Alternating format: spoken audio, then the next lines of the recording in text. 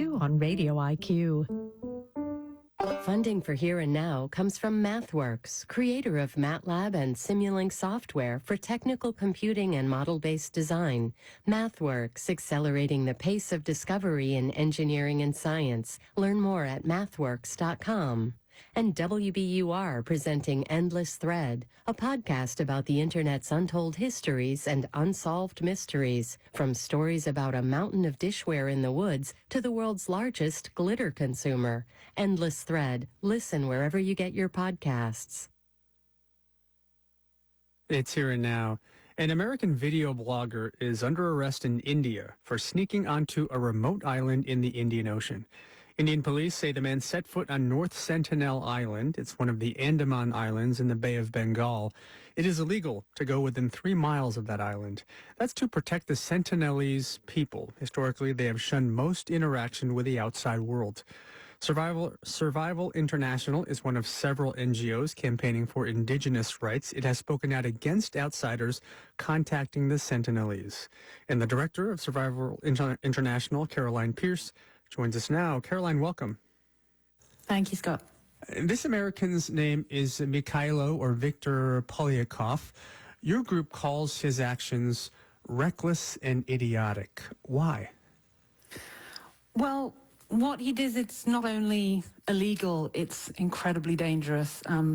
The history of forcing contact onto indigenous people who've made clear their wish to be left alone is one that it's a history of basically causing widespread death through exposure to disease and infection to which these isolated populations have no immunity. Authorities in India say what happened here is this American blew a whistle before landing on the island to presumably let the people know before he went. He landed a few minutes, took some sand samples, recorded a video, and then he left. I wonder what you kind of make of those details and what the risk of those things is. I mean, the danger would have been, firstly, if people did come out to see what was going on. We have no idea if they were there watching and decided not to bother with this guy. Leaving things behind can also be very dangerous. You can leave germs. In Manu National Park in Peru, there have been concerns in the past because there are uncontacted indigenous people known as the Mashkapiro in that area, and tourists have sometimes left clothing or other objects behind that local indigenous organizations and the Peruvian authorities have been concerned about the possibility of bringing germs and disease in through that. So even leaving things behind on the beach can be dangerous. But luckily, the worst possibilities were averted. I'm imagining some listeners may be wondering, this is 2025, right? We have modern medicine, we have antibiotics so people don't die of infection. We can cure cancer for people who may have it on an island like this. Why not introduce some of these things to the indigenous people on these islands? Well, indigenous peoples living in isolation actually tend to have fairly good, as far as we know. Obviously, we're not there monitoring them on a daily basis, but everything that can be observed from a distance shows that they actually do have good health, healthy lifestyles, all the kind of common determinants of health, the social determinants of health around connection to community, active lifestyle, healthy diet, etc. They have all of those in abundance, and they do tend to live quite healthy lifestyles. When people are contacted and settled, even with incredibly well-organized medical teams, which is what used to happen in Brazil up to the 1980s. After contact, people started dying, so they started organizing these contact missions with medical teams, and still people would be dying. So even then, it would bring in disease and people would die. It's an experiment that has been tried over and over in a number of countries around the world, and it hasn't worked. And quite apart from that, there's also the question about rights and self-determination and dignity. These are human beings who have the right to make their own choice how to live. This is their land. They're living in their way. All these attempts at contact have come from outsiders thinking either that they know best, or that, frankly, their interest in knowing what's going on, or their interest in making some video that they can upload on TikTok is more important than these people's right to live healthily, happily, with autonomy as they choose on their own land. I understand that on one of these islands, the Indian authorities actually want to pursue some development. Are you worried about that? Yeah, we're extremely worried about that. That's a major concern for Survival International at the moment. That, in this case on North Sentinel Island, the Indian authorities have made sure, the local police have made sure that this one tourist was intercepted and arrested for undertaking this dangerous mission. But meanwhile, in the south of the islands on Great Nicobar Island, the Indian authorities are planning a development that they have described as the Hong Kong of India. And the government is planning a huge port, a military base, a town. They're talking about bringing in 650,000 people and anything up to 1 million tourists and visitors per year. So obviously the scale of danger there is enormous. A group of 39 genocide scholars last year wrote an opinion saying that this would be a death sentence for the uncontacted Shompen. So, we really are concerned that while it's fantastic to stop this one would-be, visitor to North Sentinel Island, that we really need to make sure that there are not 1 million visitors invading the land of the uncontacted Shompen and potentially wiping them out. We've been talking to Caroline Pierce. She's director of Survival International. Caroline, thanks very much. Thank you very much. Here and Now is a production of NPR and WBUR. I'm Scott Tong in Washington, D.C. I'm Robin Young in Boston. This is Here and Now.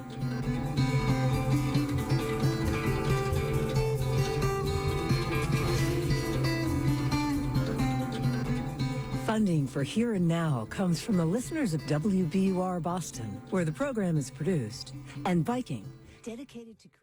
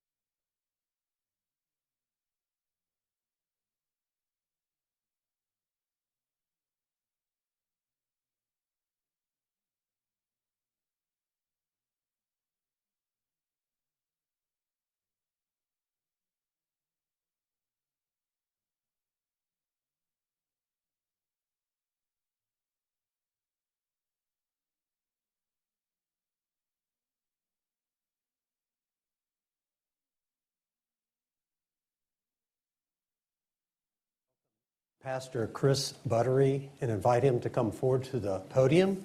Pastor Buttery, I invite you to tell us a little bit about your church, then lead us in prayer. When Pastor Buttery is ready to lead us in prayer, I'll invite all who desire to stand for the prayer and to remain standing to join the board in reciting the Pledge of Allegiance. Welcome, Pastor Chris Buttery. Thank you, Supervisor Radford. I appreciate that. I represent the Roanoke Seventh-day Adventist Church, one of several Seventh-day Adventist churches here in the Roanoke area. And those congregations represent about 168,000 congregations and companies around this globe, including right here in the wonderful state of Virginia and here in these United States. I'm often asked about our name, Seventh-day Adventist.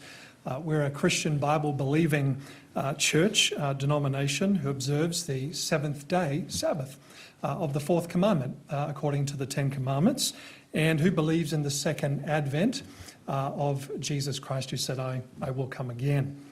It's been my privilege to have pastored this kind and giving and multicultural congregation for the last nearly a year.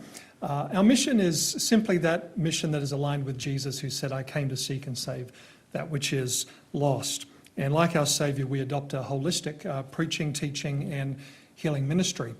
We've operated a preparatory school in the Roanoke area for about 85 years. Education to our children is very important to Seventh-day Adventists, as indicated by the nearly 9,500 primary, secondary and tertiary institutions around the globe. We also hold health programs in our community. We have a dynamic children's ministry program, and we hold Bible and Bible prophecy seminars to help people understand the times in which we live and to help them navigate these particular times. In essence, we operate to better people's lives here in Roanoke in preparation for the life to come. Let's pray together. Okay.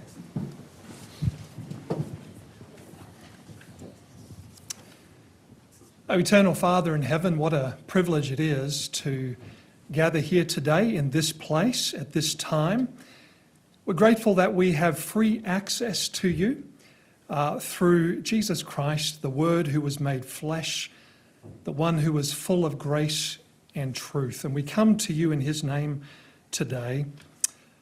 Thank you for life, for health, and for the honour to live for you with purpose, with poise, and with patience. We are twice yours. You are our creator, our maker, our sustainer. We owe you our lives. Your Son is our Redeemer, our Saviour, and our friend, who brought us and our life and more abundant life here and now at a great cost to himself. May our hearts, may our all be yours. As the Roanoke County Board of Supervisors meets today, I want to first ask that you'll bless each member of this board, Supervisor Hooker, who could not be with us, tending to other important business, Supervisor North, Supervisor Radford, Supervisor Mahoney, and Supervisor Shepherd. Their lives weren't accidental to you. They are precious in your sight, and so are their families. You love them and with everlasting love, and may they know that today. I ask that you grant them each health to do their important work well, wisdom to navigate the difficult decisions that do come their way, courage to do what is right and good for the people of this county, a generous heart so that they might long enjoy the needed service rendered to their constituents, perseverance in the face of what may appear to be insurmountable obstacles, and a deep and abiding appreciation for grace and truth, attributes of our Saviour, so that their work will always be done with integrity, motivated by the highest regard for the individual and our community. There's much on the agenda today and much on the supervisors' minds. May their work be expeditious. May they find meaningful consensus. May they find satisfying answers to lingering questions and concerns. And may they find a grateful response from their grateful constituency, touching on the work that they will do well here today. And I pray all of these things now in Jesus' precious name. Amen. Amen. I pledge allegiance to the flag of the United States of America and to the republic for which it stands, one nation, under God, indivisible, with liberty and justice for all. Thank you.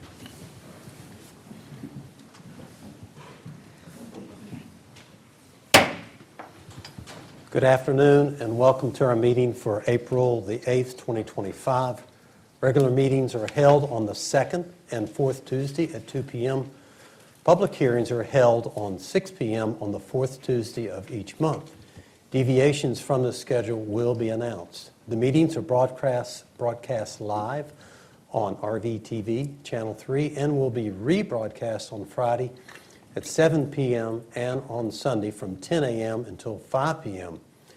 Board of Supervisors meetings can also be viewed online through Roanoke County's website at www.roanokecountyva.gov.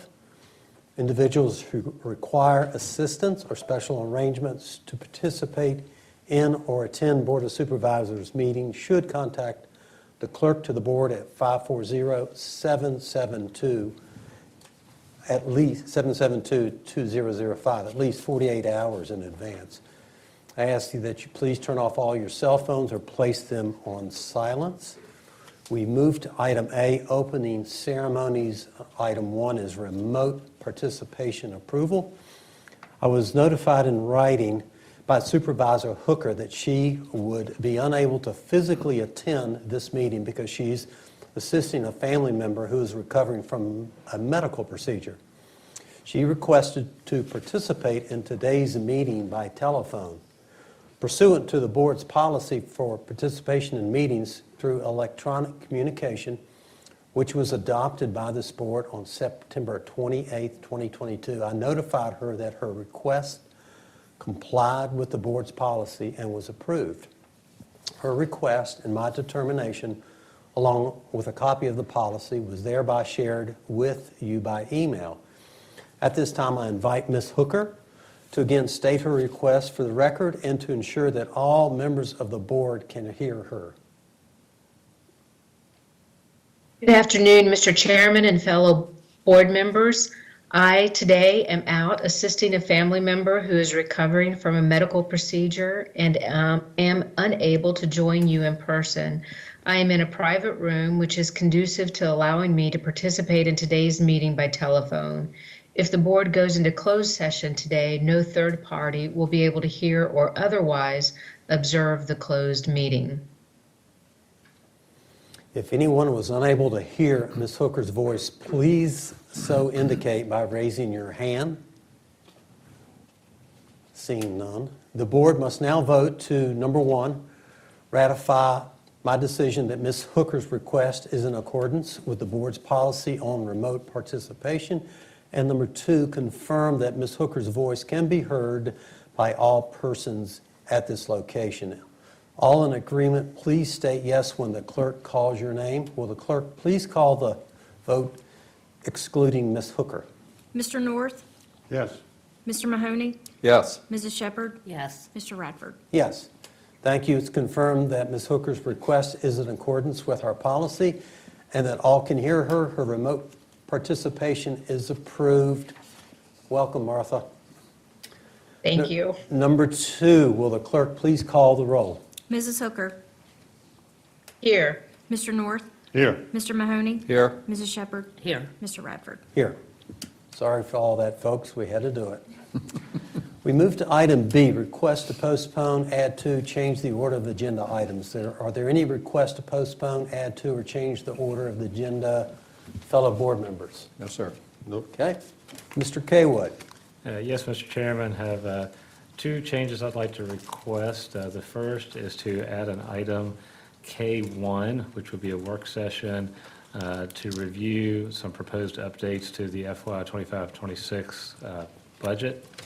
And then the second would be to remove consent item G10. We need to do a little bit of additional work on this item, and we would plan to bring it onto an agenda in the near future. All right, thank you. Mr. Lubeck. No changes, sir. Okay. Are there any objections by my fellow board members to the proposed amendments? No, sir. Okay, seeing none, the agenda is approved as proposed. We move to item C, briefing. Item 1, briefing to discuss with the Board of Supervisors the Roanoke County Public Schools proposed fiscal year 2025-2026 budget. Susan Peterson, Director of Finance, Roanoke County Public Schools.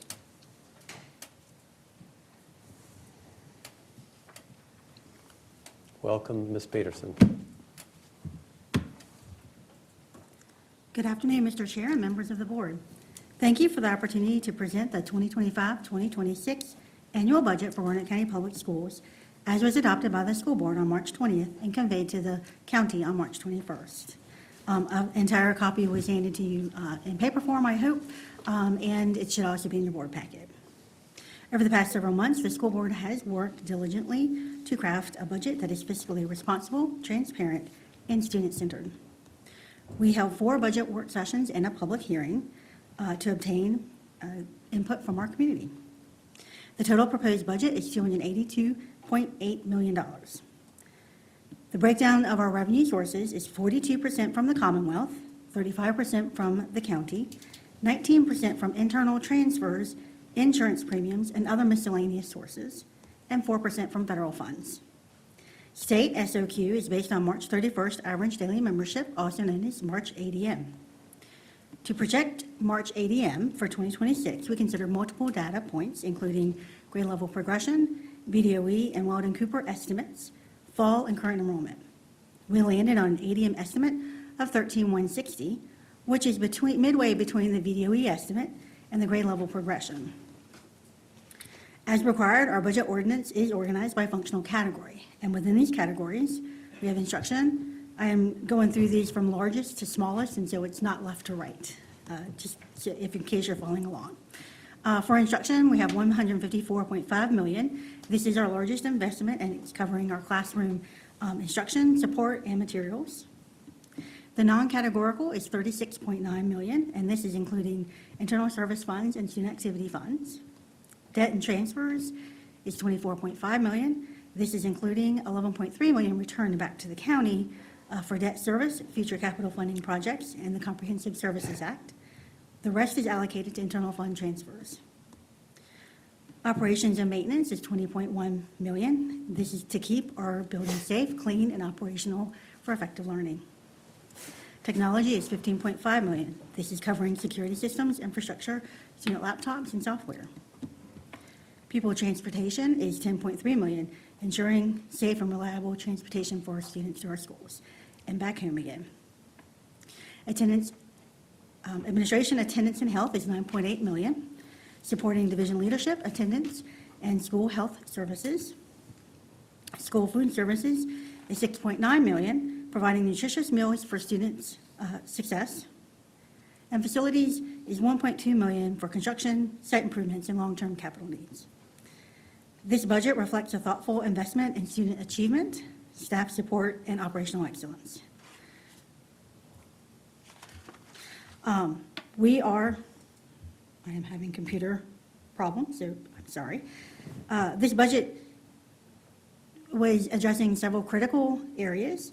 One is employee compensation and benefits. We are providing a one-step, which is a 1.6% average salary increase.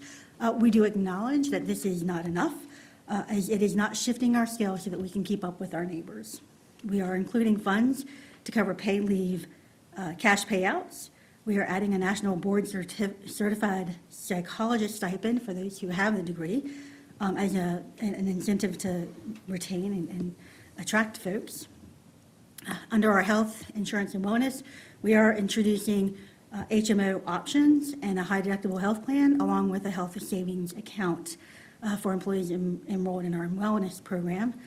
These changes do aim to manage costs while maintaining strong benefits. We also plan a one-time $2.8 million transfer to help strengthen our health insurance reserves. We did have to budget for an increase in estimated electricity, which was a large amount. We have taken a strategic look at our spending and taken steps to reduce costs. We have eliminated 19 positions, reduced department budgets by $117,466, and identified operational efficiencies and shifted funds to do so. We also temporarily redirected recurring transfers, including the fleet replacement plan. We value the ongoing partnership with the Board of Supervisors and appreciate your collaboration to support our students, our staff, and our schools. I thank you for your time, and we'll let Dr. Lyson speak. Thank you, Ms. Peterson. Mr. Chair, members of the board, I'm just up here for moral support and to thank Ms. Peterson for all of her hard work. Ms. Peterson called this a partnership. That's indeed what it is, and we deeply appreciate the ongoing support of the Board of Supervisors. You guys represent the citizens of Roanoke County and are good stewards of taxpayer funds, and we just appreciate your investment in the public schools of Roanoke County. We think it's a wise investment. We think you get a good return on your investment, and again, that's for the citizens. And so we're very proud of our school system. It's my privilege to serve as superintendent, and we look forward to a good year ahead, as well as good years to come, not only in terms of our operational funds and the investments and the outcomes that we have for our students, but also our capital projects. Hope you had a chance to get by Peters Creek Road recently and see those walls go up for the new Roanoke County Career and Technology Center, and as well as the ongoing renovations at the 2 elementary schools. So again, appreciate your support and appreciate your support of our FY26 budget. Thank you. Do any of my fellow board members wish to comment or ask questions? Mr. Chairman, I have a question for the folks from the schools. Hope you all having a good day. So what's the scorecard with Richmond? And the budget went, the conference budget went to the governor, it went from the governor back to the General Assembly, then it came back to the governor. So are you all going to be okay? Do you have any read on that? Well, that remains to be seen. I choose to be an optimistic person, so I think the General Assembly did some good work that will be helpful to us. I know that one of the things the General Assembly did was I forget the procedural move, but it had the effect of not endorsing the requested amendment to not fully support the support cap. So I know the Board of Supervisors, the county, through your legislative lobbying efforts this year, were in full support. I know our legislators here in this area, I reached out to them just last week to ask for them support, and they all endorsed that. And so we appreciate their action. So now it's waiting on the governor. Waiting on the governor, Right. yeah. That's a huge impact for you folks. I've looked at the numbers both ways, so hopefully the governor got enough savings from other reductions that he'll support that as well. But you also got in this current fiscal year a bonus for the teachers, is that correct? Is there a bonus that's been approved for this year? There are some funds that have been approved, and there's some debate back and forth. I know when it was in the House of Delegates and the Senate in terms of would it be implemented this fiscal year or next. They settled on this fiscal year, but I do think we have some flexibility even in terms of when that's done. So we're looking at using those funds to show a small bit of appreciation, to the employees that make our school system run every day for our kids. So. Yeah, that's good. All right, thank you very much. Okay. Any other comments? Okay. Appreciate it. Thank you very much. Thank you. We move to item D, new business, item 1. Resolution approving the Roanoke Valley Resource Authority, RVAR, budget for fiscal year 2025-2026. John Langford, CEO of RVRA, is here. Welcome, Mr. Langford. Good afternoon, Chairman North, members of the board. It's a pleasure to be back in front of you for the second time. It's hard to believe it's been a year already. And what I'd like to do is give you a little bit of an update on what's happened in the last year, and then we'll talk about the budget a little bit and then answer any questions that you all may have. We've got 4/5 of our starting five here with us today. Jeremy Garrett, Nancy Duvall, Brad Brewer, and myself. Lori Bess, our point guards back at Tinker Creek, keeping everything happening over there and running along smoothly. You all probably know this, but I like to do it. Recognize our board reps, especially in regards to Roanoke County, where you all have 5 members. So Rebecca Owens, Doug Blunt, Lori Gerhart, Steve Bandy, and Todd Simmons do a great job working with us. Lori Gerhart, Steve Bandy also assist us with the budget development. They serve on the budget subcommittee with our staff as we put that together. This time last year, when I was in front of you, we were just getting ready to start a master planning process, primarily for Smith Gap facility. We've completed that work, phase 1 of our master plan. Ms. Hooker last year asked, how many years do you have remaining in that facility? And my answer at the time was, we really don't know. We haven't addressed that. So throughout this first phase of the process, we did identify there's about 40 years of airspace left at Smith Gap. That's using our current technology for waste disposal. We'll continue to work through that process, refine those numbers, come back with some suggestions. Doesn't mean we're moving away from Smith Gap, but as technology advances in the solid waste industry, we may be looking at different technologies out there. Our Archaea project, as we refer to it, that company has been acquired by BP. That's the conversion of the methane gas to the renewable natural gas. That project's moving along well. There is revenue in this year's budget from that project. The well field development out there is moving along very well. They're beginning infrastructure upgrades to be able to bring in the physical plant that'll convert the methane to renewable natural gas.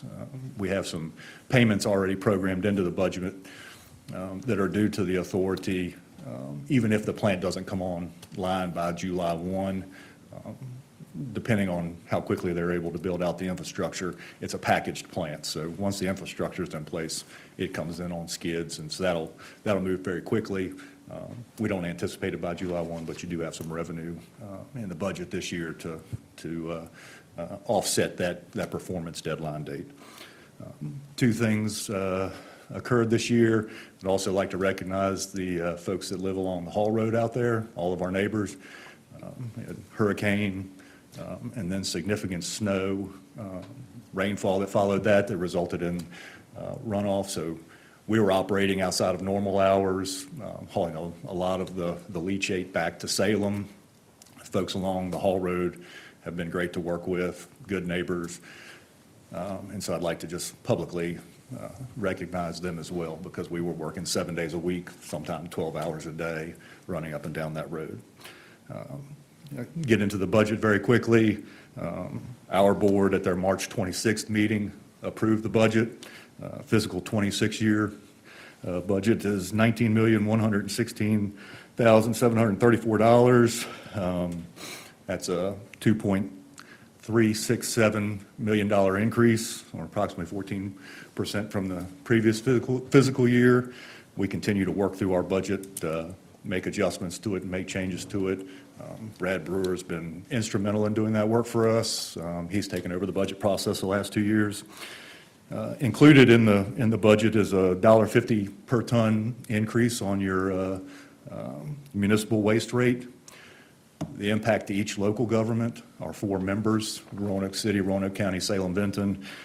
City of Roanoke, that $1.50 has a $64,850 increase to their annual cost.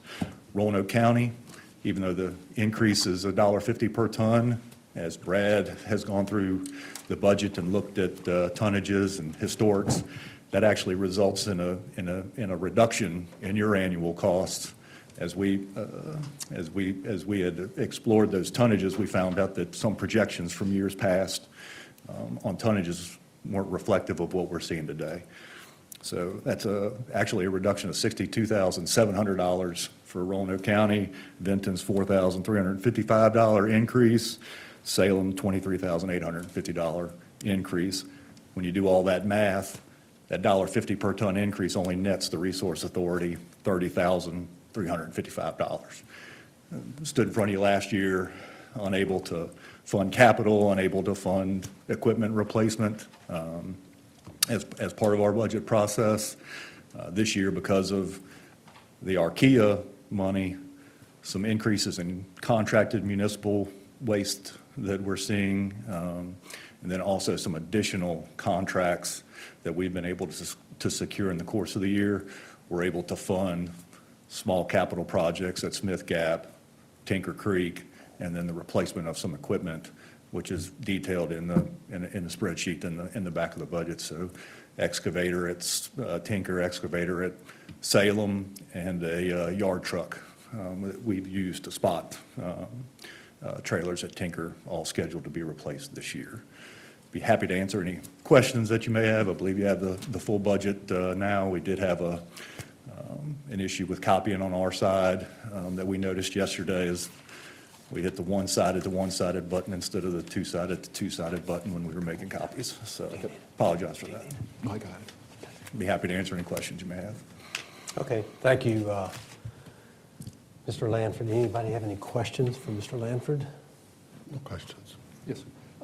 John, not so much a question, just a couple points. Number one, with the renewable gas, is that all out of Smith Gap, and is any of it coming out of Routro? It's all Smith Gap. All Smith Gap. In looking at the budget and seeing how the reserves have basically been exhausted for the old landfill at Routro, do you anticipate significant expenses still coming out of the post-closure care for the old landfill? Not significant expenses. We're having to upgrade some of the infrastructure out there. We're still pumping leachate from that facility, and we'll still continue to treat that for a little while. We're getting close to exhausting, that old fund, but we'll continue even beyond the 30 years. That 30-year is kind of what the regulators use as a benchmark, but very rarely are you actually released from your post-closure responsibilities. So we'll continue to pump leachate and treat leachate for some time, and we're having to make some improvements to that infrastructure out there as we speak. I appreciate your response to Supervisor Hooker last year, that you were saying that we still have 40 years left. When I was looking at some of the site development numbers that you've done over the last few years, it looked like when the authority was looking at one of the cells, there was almost like a 10-year gap between when we had to do a new cell. And then as we move forward into the 2020s, it looks like it's more of like a 5-year gap. Are the cells getting smaller, or? Topography is playing a part of that, where the original cells, because of the topography, much larger in area, developed the easier ones first.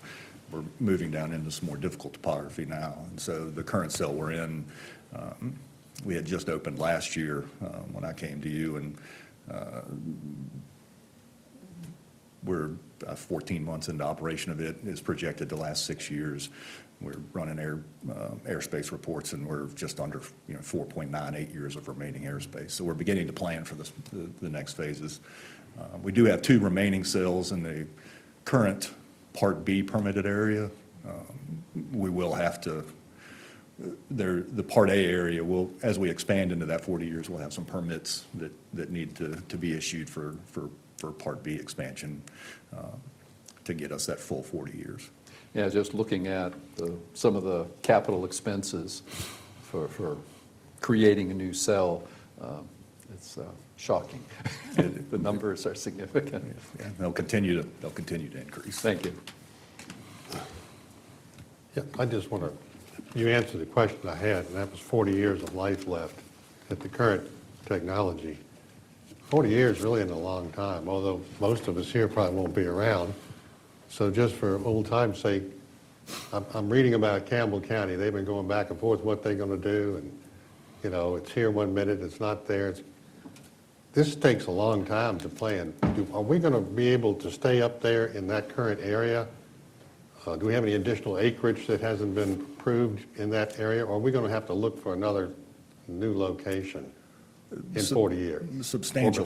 Substantial acreage there, suitability to develop landfill. One of the big challenges out there is the topography and also the environmental impacts from waters of the U.S. that would prevent us from moving into certain areas to develop cells. I think the technology is going to change. I think we'll probably be at Smith Gap. We just won't be operating in the same manner that we're operating by using what we're doing today in the industry. You could be, in 20 to 25 years, there'll be additional technology out there to handle solid waste. It's an issue everybody's facing. Thank you. John, got a couple questions. So you mentioned the $1.50 increase on the municipal side, but me, the contractor, on the private side, you're going up $2. So we hear about the prices for houses, building new houses. So these are little pieces that continue to make housing more expensive. So what's your percentage between municipal and private? Your percentage, your clientele? It's probably slightly, the municipal customers are probably slightly greater than 50%. It's not substantially different. 55, I don't know the exact number, somewhere 55% municipal, 45% private haulers, but that may be BFI, County Waste, the GFL, some of they're trucks you see, not necessarily just individuals. Right. So both municipal and private are bringing everything to you to the floors, right? At the two locations? Yes, sir, for the most part. Nobody's got direct access to the landfill? We do have the contracts for direct haul we have Botetourt brings us, and Allegheny, the Highlands bring us waste there by direct haul. And then from certain types of material, because of the trailers we use, the walking floor trailers, if it's heavy C&D material, on special occasions, we'll ask them after they contact us to direct haul. But the majority of the traffic is coming through either Tinker or Salem. Okay. So with the new rate increase on the private side, trying to attract those commercial haulers to come to you instead of going in other locations, how's that? How do you rate with the other landfills now with that pricing going up to $69.50? I think it's market comparable, and then I think when you look at the transportation time to other facilities, and you factor in that cost, we're competitive. Okay. You know, the private side increases kind of incrementally with the municipal rates anytime we're projecting those numbers. One of the things I mentioned yesterday, we presented to the city of Roanoke, and I failed to mention today, 2.7%, 3%. 2.7% on the municipal equates to about 3% on the private side. We're operating the enterprise fund instead of the typical governmental accounting fund. You want to kind of keep your rates in line, with your cost and inflation. What you don't want to run into is staying flat for too long and then having to have massive rate increases that really impact private haulers or the municipal side. Right. Okay. Much like a utility is, trying to manage their incremental rates, or cafeterias at the schools trying to manage an incremental increase instead of a massive increase in cost. Okay. So this new budget goes into effect July 1st? Yes, sir. Okay, got it. All right. Any further questions? If hearing none, is there a motion to approve the resolution? I'll move the motion. Okay, got a motion? Second. Second? Okay, any further discussion on the motion? Hearing none, will the clerk please call the roll? Mrs. Hooker?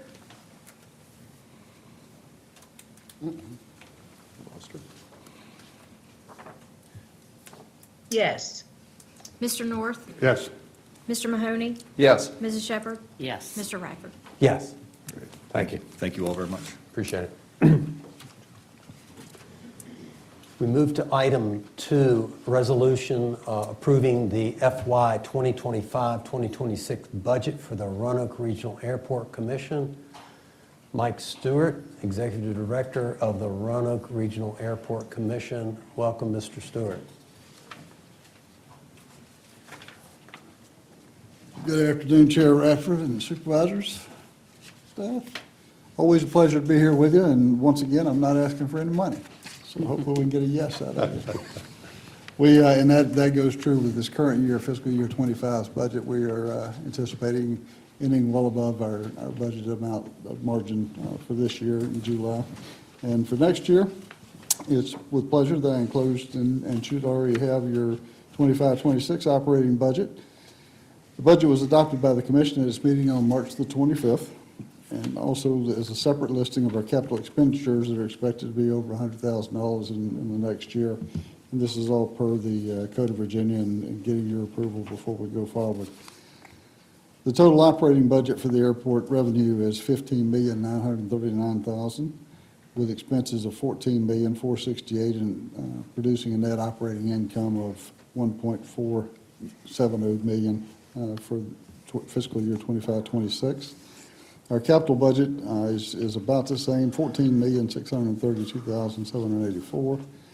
And those are various projects, including design for rehabilitation of runway 624, our primary runway. And that is not only just resurfacing, but it's also correcting some minor slope issues that we can correct as we're going through this and doing a nightly closure on that runway.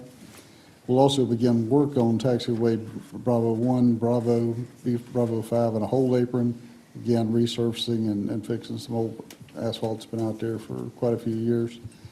Terminal improvement project, this is a design project. This is getting our checkpoint, security checkpoint, our ticket counters, baggage screening machines downstairs, all back of house, but basically getting the airport ready to be able to increase employments over the years. Today, we've got a throughput at that security checkpoint for TSA of about 175 an hour, and we've already got a couple of airplanes a day and times of the day where we're pushing well more than that through that checkpoint. So we need to broaden it out a little bit. That'll also give us gate 1 back, which is where we today have the checkpoint. So it'd get us ready for expanded service and potentially a new carrier. We're also going to be doing a runway obstruction study. This is a periodic study that we have to go out and do and just kind of look at all the approaches and departure patterns and make sure we haven't got anything that's popped up out there that's encroaching on the airways. And then we're continuing a fencing project, which is just putting up our 8-foot chain link with 3-strand barbed wire to not only keep people out, but also keep critters out that get out on the runway and tend to get in front of airplanes. And we've got a couple of vehicles to replace, and then we're also doing an upgrade on our IT infrastructure, primarily meeting cybersecurity concerns, that just getting everything up to speed. So with that, no deficit is anticipated in either the operating budget or the listed capital expenditures. Therefore, no additional appropriations are being requested or anticipated from the county or the cities. We did receive city approval yesterday, anticipate going to Salem next week, and have this done for another year. And with that, I'll be happy to answer any questions. Okay, thank you, Mr. Stewart. Mr. Chairman. Yeah, go ahead. Questions? Mr. Stewart, Yes, sir. thank you for that report. It looks like we've got some work on airport expansion in the future that we keep talking about one day perhaps, but the question is, how is the FAA master plan process moving along? We just received a letter back from them last week asking us to go back and look at a few other options. They, as anticipated, are not in agreement that a runway extension is necessarily needed, but they do understand the runway safety area. So they've asked us to go back and look at some other alternatives, and we've done most of that, but we'll do that again. And as I call it, it was kind of Groundhog Day, and we'll have another one. But we're still working with them to try to get that. The good news is the rest of the master plan, terminal improvements, roadways, everything else, they really don't have any questions about. It's just how do we resolve that runway safety area and whether or not, unlike they're going to approve a runway extension until we actually have traffic support it. Right. But if we get across the interstate with the runway safety area, then we've got that problem already half fixed. Sure. And so what's the leakage right now? 50%? It's about 50% is what it averages out. Yeah. So we need to stop the leakage and build up more volume. Need to fly ROA to help us pay the bills and improve it. Well, I support flying ROA. Thank you. Look forward to our meeting on the 24th, our roundtable discussion, see where that takes us. But we're in no big hurry, but it's going to take a while, I think. Yes, it is. Yeah. Yes, it is. Thank you. Yeah. Ms. Mahoney, go ahead. Mr. Stewart, looking at your capital expenditures and all the capital projects, with all of the thunder and lightning coming out of Washington, have you heard any threats of folks pulling back some of those federal grants that are listed for some of the key projects? We have not. So far, they have not changed any of the procedures that they follow. I think my biggest fear is that I'm going to send something to them one of these days and there's nobody there to receive it because they're all going to take early retirement or something. But right now, the grants and all the programs are still in place as they are dictated. We've got, every year we have a certain amount we need to use or lose. We're staying on track with that, staying ahead of it, but I would fully expect that we're probably not going to see any large appropriations anytime soon in addition to what's out there. Thank you. Go ahead. Mike, just a follow-up comment. So I believe if I hear what you're saying about airport expansion, in the development world, when we were building lots of houses, we usually go out in the neighborhood and we build those houses. And then they impact the roads, and then we increase the roads because of the impact. So what I hear you saying is the FAA isn't going to approve an extension unless we stop the leakage and build the traffic up. The demand's there, Is correct. that what I'm hearing? Correct. And with a runway, it's not something you can wait until the airline comes and says they want to fly something to be able to build it. So there's a little bit of a fudge factor there that we have to anticipate and do some analysis on. But it really, for the traffic we've got, for the projected growth we've got in this region, I understand where they're coming from. Yeah. But at the same time, and really for the FAA, what it boils down to is they're a funding mechanism. They're controlling all these dollars coming through, and their commitment is for an airport our size to fund about 95% of an eligible project's cost. 95% of a big project, and I'm not saying this is what it would cost, but if you threw $1 billion project out there and you were going to take 95% of it, we just wiped out the entire country's discretionary funds for next year. So that's going to be something that's going to take some planning, and we're going to have to get multi-year type planning, financial planning in. Yeah, it's a lot more complicated for sure. Okay, I appreciate any other further questions. If not, I'll take a motion to approve the resolution. Mr. Chairman, I move that we approve the airport's budget for 25-26 fiscal year. Okay, do I have a second? Second. Any further discussion on the motion? Seeing none, will the clerk please call the roll? Mrs. Hooker? Yes. Mr. North? Yes. Mr. Mahoney? Yes. Mrs. Shepherd? Yes. Mr. Radford? Yes. Thank you very much. Thank you. Thank you. We move to item 3, resolution setting the allocation percentage for personal property tax relief in Roanoke County for the 2025 tax year. Laurie Gearhart, Director of Finance and Management Services. Welcome, Ms. Gearhart. Good afternoon, members of the board. Today, we need to approve the personal property tax relief percentage that we will apply to the personal property bills for our citizens. If you remember, the state, there is a block grant, and our piece of that is about $12.2 million. That amount has stayed the same for several years now. So we do an allocation to figure out how much of that to allocate out on our bills. Personal property has been a little bit of a roller coaster over the last several years as we've seen values change. The amount of our bills go up. We have, so our personal property tax relief percentage has kind of been all over the page. However, it does look like at this point that seems to be leveling out. So currently we are anticipating that amount to be 44.69% for fiscal year 25 as compared to 44.79% for 2024. So again, before you have a resolution to approve so we can set the tax rate, which will make our treasurer very happy as he proceeds to do our bills in the next couple of weeks. Okay. Are there any questions for Ms. Gearhart on this? Okay. And hearing none, do I have a motion to approve the resolution setting the allocation percentage for personal property tax relief? Mr. Chairman, I'll make that motion. Okay. Do I have a second? I'll second, Mr. Chairman. Okay. Any discussion on the motion? Hearing none, clerk, please call the roll. Mrs. Hooker? Yes. Mr. North? Yes. Mr. Mahoney? Yes. Mrs. Shepherd? Yes. Mr. Radford? Yes. We've been doing this for 20 years. Yes. Yep, we have. Thank you. Okay, we move to item E, public hearings and adoption of resolutions. Item 1, public hearing for citizen comments on the following items: calendar year 2025 real estate, personal property, and machinery and tools tax rate. Steve Elliott, our budget administrator. Welcome, Mr. Elliott. Good afternoon, Mr. Chairman and members of the board. This item is to conduct a public hearing to receive citizen comment on the calendar year 2025 real estate and personal property and machinery and tools tax rates. State code requires a public hearing to be held in advance of the adoption of tax rates. This public hearing satisfies this requirement.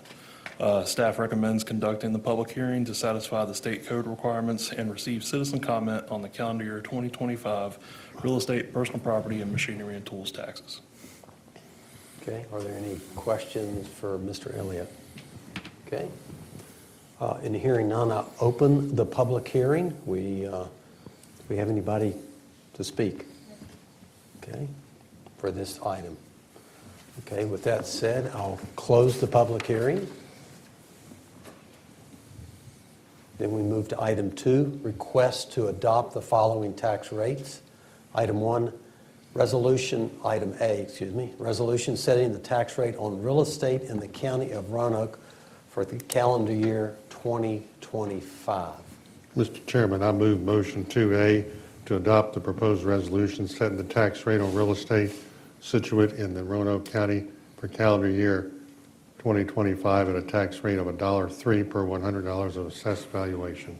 Thank you. I'll second that motion. Is there any discussion on the motion? Hearing none, will the clerk please call the roll? Mrs. Hooker? Yes. Mr. North? Yes. Mr. Mahoney? Yes. Mrs. Shepherd? Yes. Mr. Radford? Yes.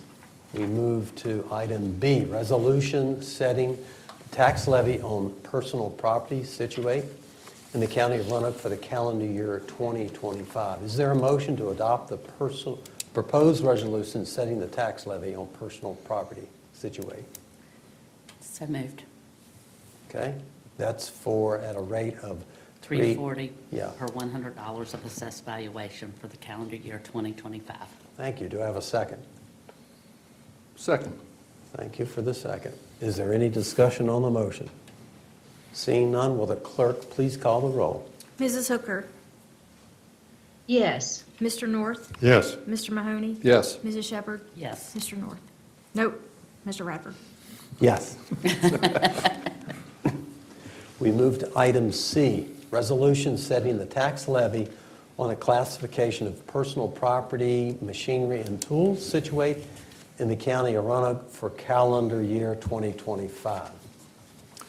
Mr. Chairman, I move the resolution that we set the tax levy for that classification of personal property known as machinery and tools that are situate in county of Roanoke for calendar year 2025 at $2.80 per $100 of assessed valuation. Thank you. Do I have a second? Second. Thank you. Any discussion on the motion? Will the clerk please call the roll? Mrs. Hooker? Yes. Mr. North? Yes. Mr. Mahoney? Yes. Mrs. Shepherd? Yes. Mr. Radford? Yes. Thank you, Mr. Alien.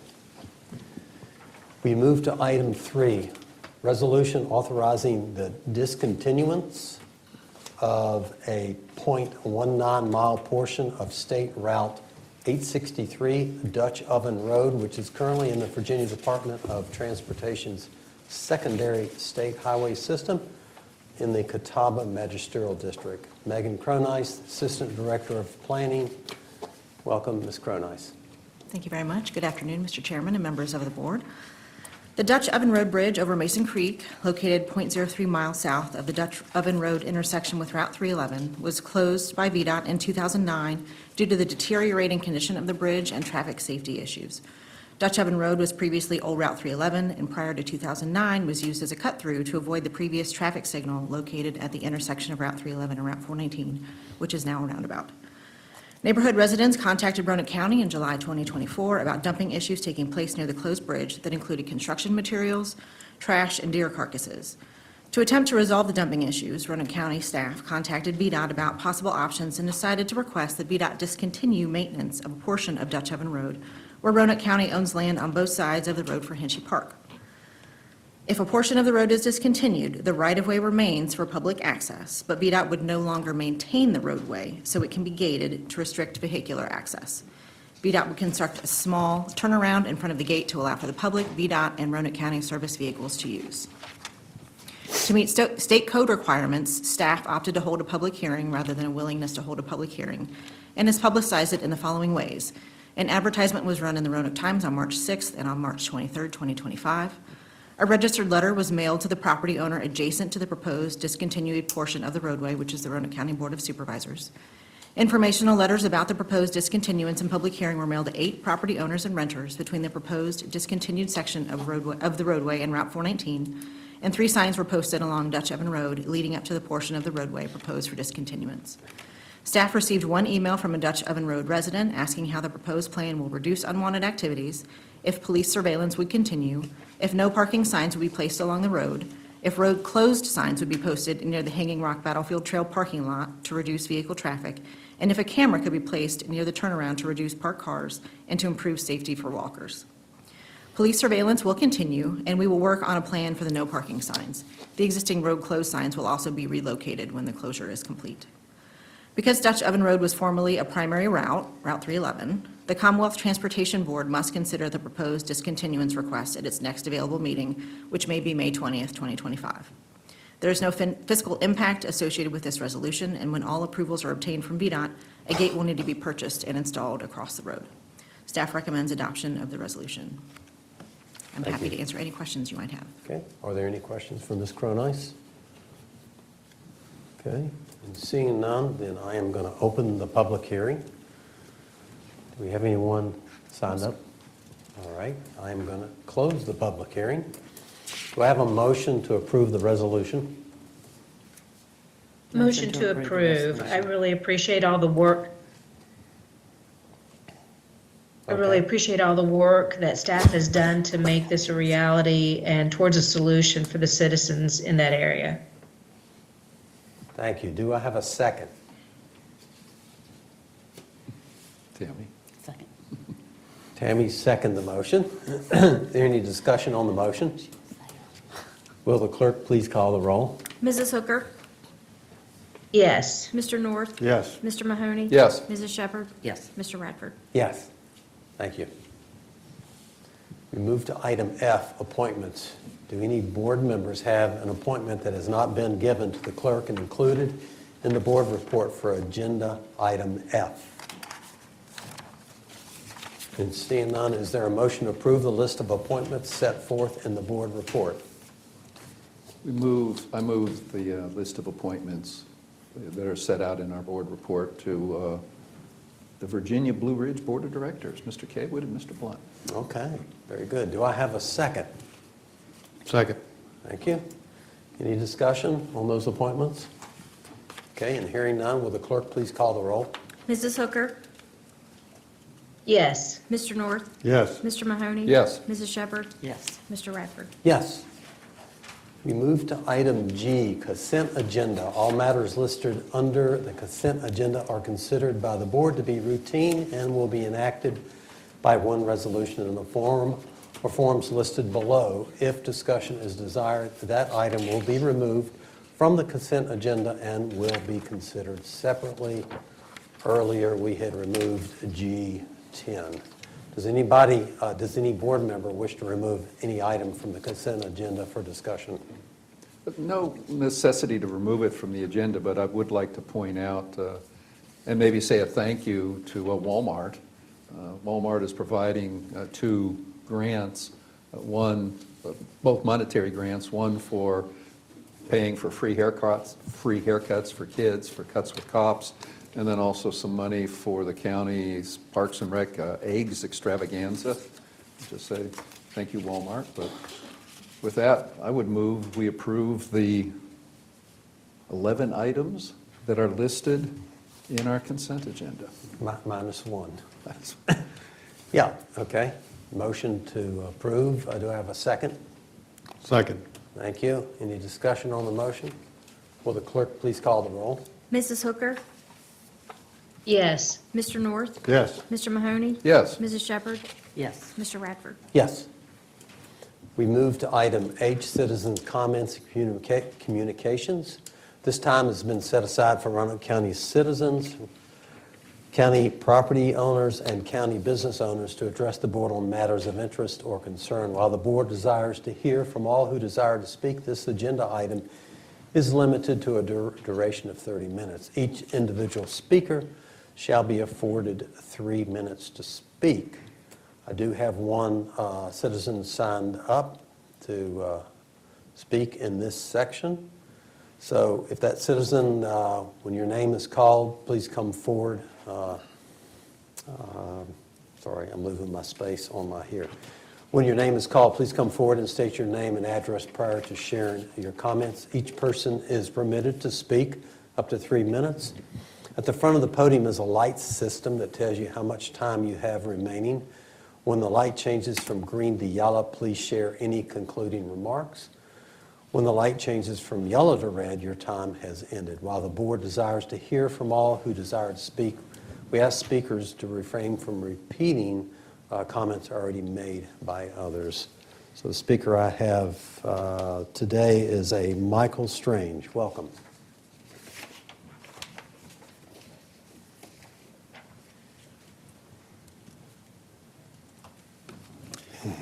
Good afternoon, Chairman Radford, Vice Chairman North, and Supervisors Hooker, Mahoney, and Shepard. I am Michael Strange, and I live at 2032 Cantle Lane in Roanoke, Virginia. Thank you for letting me address you today. I would like to add, I wish that Supervisor Hooker's family member has a speedy recovery. Thank you. My wife is a proud Roanoke native, and in 2001, I stole her away from Virginia to live with me in North Carolina. After 20 years, though, she was ready to come home. In 2021, when we told family and friends in Raleigh that we decided to move here, many asked, "What's in Roanoke?" At the time, I had no answer other than there's 1 million fewer people. Roanoke was a complete unknown to me. I've lived all over this country, and it didn't take long for me to come to love this wonderful place. For all its natural beauty, the people of this county and region, young and old, are what I love most. When you love something, you care for it, you protect it, and you want to see it endure and thrive in its own special way. I share this so you know that I come before you today with a deep appreciation for the people and place I now happily call home.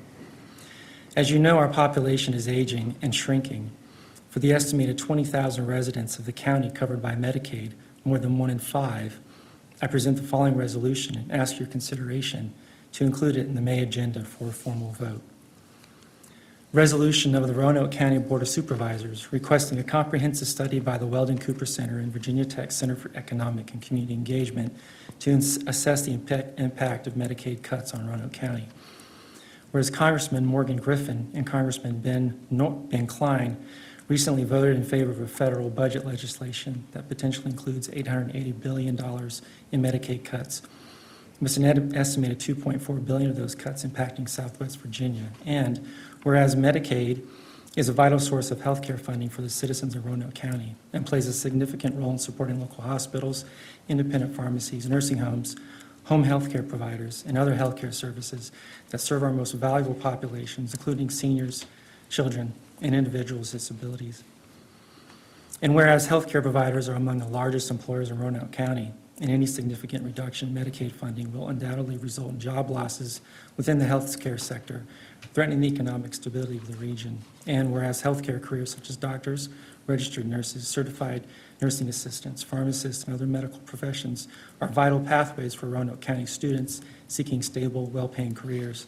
And whereas without reliable healthcare industry job opportunities in Roanoke County, future healthcare professionals may be forced to relocate outside the county and region to secure employment.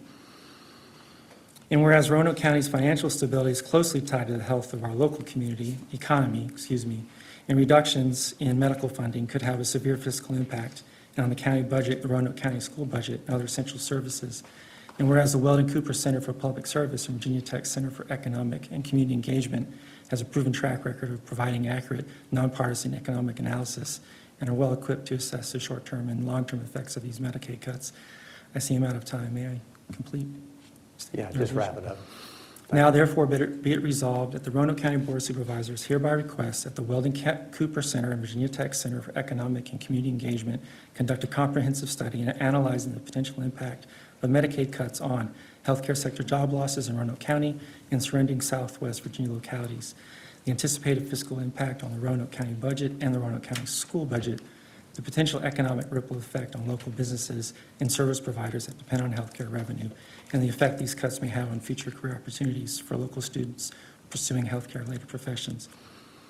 Be it further resolved that the Roanoke County Board of Supervisors directs the county administrator to forward copies of this resolution to the Roanoke County Planning Commission, the Town of Vinton, the Roanoke County School Board, the Roanoke County Economic Development Authority, Senator Tim Kaine, Senator Mark Warner, Virginia's General Assembly leadership, local healthcare providers, education institutions, and community stakeholders. Be it finally resolved that this resolution be spread among the minutes of this meeting and that Roanoke County officials actively engage with the Weldon Cooper Center and Virginia Tech to ensure the students The study's findings were presented to the Board of Supervisors and the public as soon as possible. Adopted this blank day of blank 2025 of the Roanoke County Board of Supervisors. Apologize for going over time. Thank you. All right. Thank you, Mr. Strange.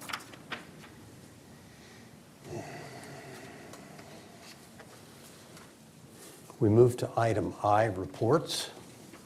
Is there a motion to receive and file the reports that have been included with the agenda item under I? So moved. Thank you. Do I have a second? Second. All right. We have a second. Any discussion on the motion? And hearing none, will the clerk please call the roll? Mrs. Hooker? Yes. Mr. North? Yes. Mr. Mahoney? Yes. Mrs. Shepherd? Yes. Mr. Radford? Yes.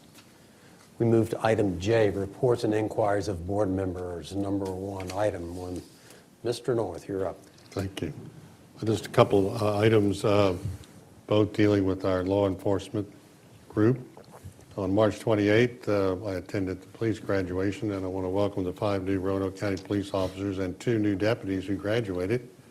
And then on April 4th, a week later, several of us attended the Roanoke County Police Awards Banquet, and congratulations to all those officers that received awards. It was quite an event, and thank you very much, Chief, for including the Board of Supervisors. I think all 5 of us were there for the first time that's occurred.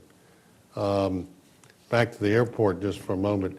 I know that Governor Youngkin had put in his budget, he sent to the General Assembly, $20 million loan with no interest to the Roanoke Blacksburg Regional Airport for use and expansion of the runway. The General Assembly took it out of his budget, sent it back to him. I think he reinstated it and sent it back to the General Assembly. Now, where it stands now, I don't know, but that was subject to the master plan being approved, and as you heard today, it doesn't look like it's going to be approved for the airport runway extension at this time. So I don't know where it stands. I think it's an open loan that'll hopefully be there when we need it one day at no interest. Just to let you know that if the runway is ever expanded, it's going to cost a lot of money, and the localities will need to bear 2% of it that make up the airport commission. So that's a long ways down the road. That's all I have today. Thank you. Okay, thank you. Ms. Hooker, I got you next. I have just a couple of quick items, Mr. Chairman, and the first is I also attended the police department's awards ceremony luncheon event, and it was really a great sight to see all the men and women who protect our community daily, and really appreciate being invited and being able to celebrate with them. And then I just also want to throw out a quick thank you to staff who, all the extra work they have to go through to help me participate today. So thank you so much. Thank you, Ms. Hooker. Mr. Mahoney. One item, Mr. Chairman. Over the last several days, Chairman Radford and I have received many emails from parents and citizens whose children attend Cave Spring Elementary. And what those parents are concerned about is, I gather it appears that either school board in their current process has decided to perhaps eliminate or make vacant one of the teacher positions at the elementary school, which would mean you go from 4 elementary classes to 3, and the parents have talked about that might result in an increase from 17 children in a class to 22 children in a class. I think both Mr. Radford and I will be responding by email to each of the parents who have emailed us. But I did want to publicly state a couple things. Number one, this Board of Supervisors provides appropriations and funding to the school board, and it's the total appropriation probably next month will be in the range of $272 million, including state and local funding. We're hoping to increase that amount locally in terms of the local dollars from maybe 2.9 to 3.6 million, but we don't know that yet. We're still in the middle of the budget. So we are trying to provide some additional funds to our school board. But The school board's independently elected, and it's, I think, improper for us. I don't think it's not within our power or role to tell the school board how many teachers they have at one school or another school. That's a school board's job, and that's what you elect the school board for. But I think the important aspect is this factor, that this complaint does reflect a broader problem that we have in Roanoke County. And I think over the last 8 or 9 years, our school-age population has probably dropped 800, 900 kids or more. That is a problem, and that's not anybody's fault. The rude comment is demography is destiny. Families aren't having as many kids as they used to. There's more competition in the valley, whether it's from North Cross or Valley Christian or parents who are deciding to educate their kids through homeschooling. Now, you know, whether you homeschool your kids because you're unhappy with ideology or maybe for religious purposes, or you feel that your children are bullied, and we saw what happened just last week with bullying in the schools. But that's a problem, and that's a long-range problem that we, and I say we, the Board of Supervisors and the school board are going to have to work through. If you continue to lose 800, 900 kids, when you look at how we fund education in the Commonwealth of Virginia, we spend about, $11,000, $12,000 a year on kids, and about half of that comes from the state, from lottery money and sales tax, and the other half comes from us, real estate, personal property. So if you multiply 800 or 900 kids times $6,000 a year, and you multiply that out every year, that has some real impacts. And that has some real impacts on the number of kids we have in the schools, and the number of classes we'll have, and the number of schools maybe we have. So I sympathize with the parents who are concerned about that, and I think we all realize and acknowledge that the fewer children you have in a classroom, the better the classroom experience is going to be for those children. But I know that many of those emails that Mr. Radford and I saw, Dr. Nicely and his staff responded to some of them in a professional manner. We will respond also, but I think it's an important issue, and it kind of gets beyond one teacher or one elementary school or one class. I think it's a broader harbinger for what we in Roanoke County are facing as we go forward. So thank you for my little speech. Yeah. Appreciate it. Yeah, thank you, Mr. Mahoney. Tammy, you're up. I've only got two things. One is I wanted to thank Chief Poindexter for the invitation to the awards banquet. I enjoyed that, and congratulations to all of those that received an award. I also, on my way down in the elevator, received an email from a citizen, Chad Clark. He lives in the Mount Pleasant community and spoke last month here.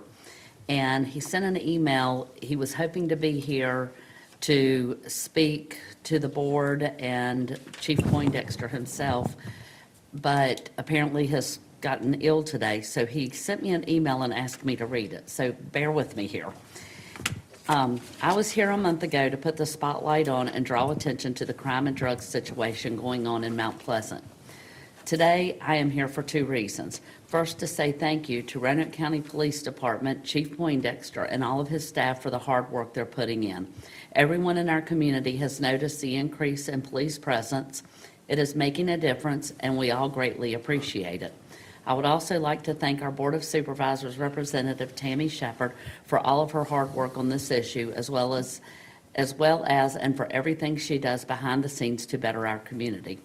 Secondly, I am here because although we are moving in the right direction, I want to be sure that we continue in that direction and not be forgotten about here in Mount Pleasant.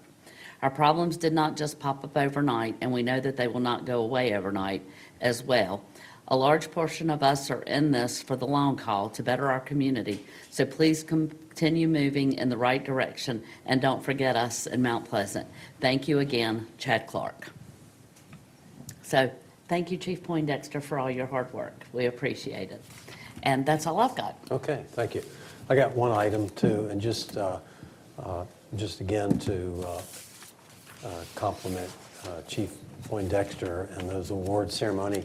My job and my day job doesn't always allow me to attend events during the day, but I carved out some time, and so we had all 5 of us at that awards.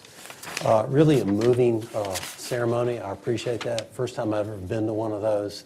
I noticed we were given the award. Award was given to the Vice and Undercover Department. Of course, nobody came up because of the reason, but thankful for the work that they do every day that we don't see.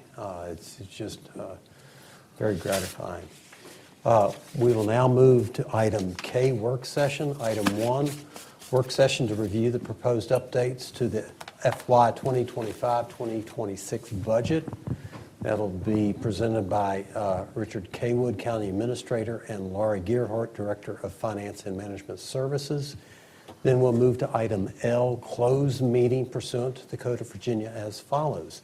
I move to go into closed session pursuant to Code Section 2.2-3711A5 of the Code of Virginia for discussion concerning a prospective business or industry or the expansion of an existing business or industry where no previous announcement has been made of the business or industry's interest in locating or expanding its facilities in the community. Specifically, the board will discuss potential business location or expansion in the Catawba and Vinton magisterial districts. Do I have a second? Second. That we move into closed session, sorry. Second. Will the clerk please call the roll? Mrs. Hooker? Yes. Mr. North? Yes. Mr. Mahoney? Yes. Mrs. Shepherd? Yes. Mr. Radford? Yes. The board will now recess to the 3rd floor for the work session and closed session. Thank you.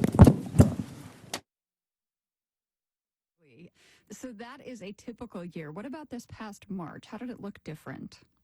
This March, we